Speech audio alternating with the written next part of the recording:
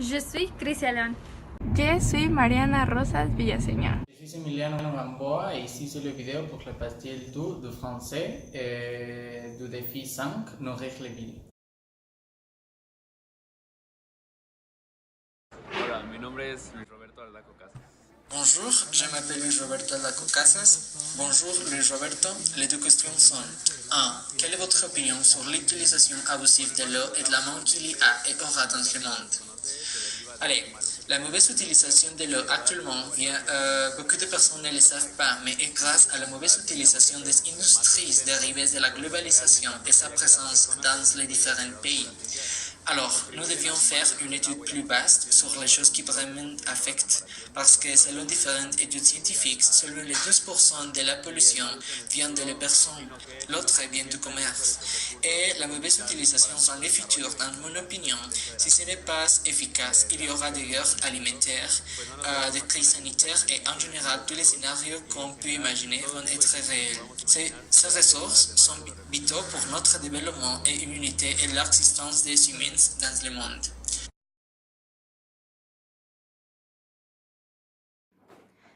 ¿Cree que tendremos que dejar de...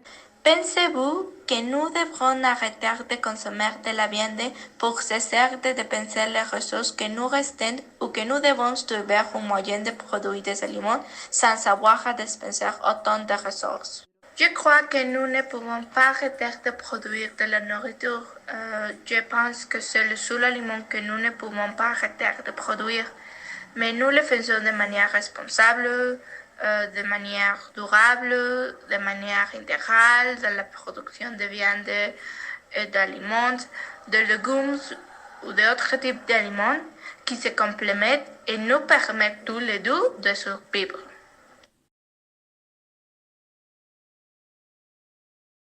Il y a 66 millions d'enfants qui sont en train de mourir pour leur faim, quand il y a 124 millions d'enfants dans surpoids.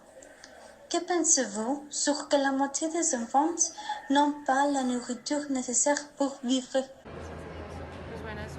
C'est un problème social, définitivement. La inégalité, la part que certains pays disposant de plus de ressources nous mène à cette situation complexe conjointement à la surpopulation.